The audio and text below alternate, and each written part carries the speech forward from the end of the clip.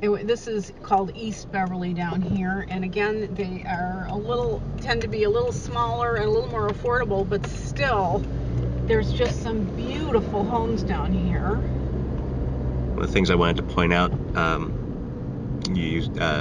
even though you don't have CTA rail down this far, you do still have bus yes, lines. Yes, we do. CTA serves us. This is one of our bigger apartment complexes. The apartments are just beautiful. We've got one of them from this building featured on our website. I mean, they have, it's just your vintage wood floors, bay windows, that kind of thing.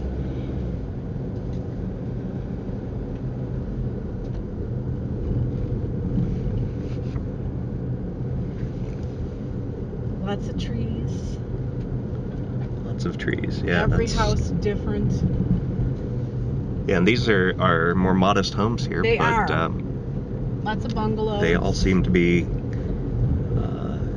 really good condition and well kept. One of the things that our organization does, one of our program areas, is problem property. Well, we don't call it that. Real estate. I don't know what we call it. Housing. Mm-hmm. But we do. We offer like an additional. People call us, and if they're worried about somebody's house not being maintained, and we'll do what we can. Write letters and notify the city, and just try to do a little extra to keep the housing stock in good shape. Now we're on Prospect. This is Walter Burley Griffin Place, one of our city landmark districts. Walter Burley Griffin was a contemporary of Frank Lloyd Wright, and he's probably most well known for designing the city of Canberra, Australia. And most of his designs are a little farther down, but the whole strip is in the landmark district. And I just think this is beautiful. I love it. And they're smaller, so they're affordable. But his homes, which you'll see shortly, are very prairie style. Here's one coming up on the right. The brown and white.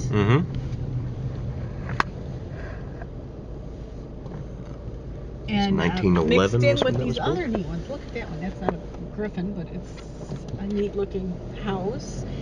This one, one of these is for sale. I can't remember which one. Maybe it's not this one. That's a Griffin. This is, I think, the largest concentration of his homes anywhere.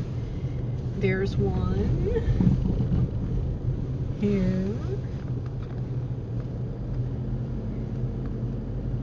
Here. So this is Walter Burley Griffin Place. There's an architect that did a lot of work here his name was George Washington Maher. I don't know if you've heard of him. He did a bunch of stuff in Hyde Park too, including that one back there, and I'll show you another one. This house is the home of the president of Chicago State University. This one on the right was a George Maher. They're distinguished by the arched entryways like that. And then there's some other neat ones on this side too. Here you can see it's called the Bell Tower Condos. This is the one that was the Christian Scientist Church. So lots of beautiful housing, not a whole lot of new housing development, as you probably would expect in a neighborhood like this. It's built already. And we're not a Hinsdale. We haven't had that many tear downs.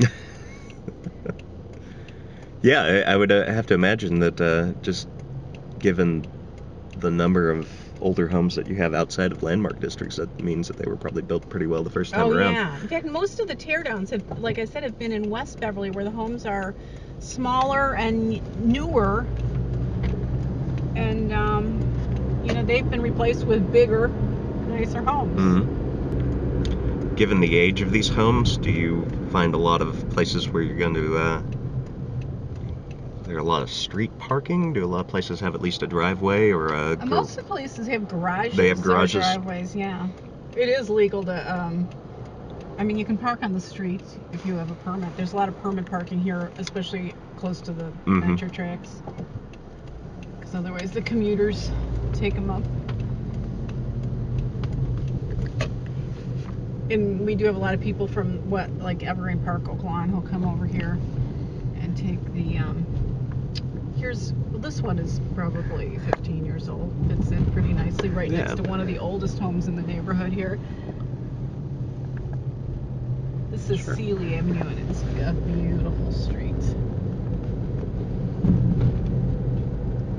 We're always trying to get homes from here for our home tour.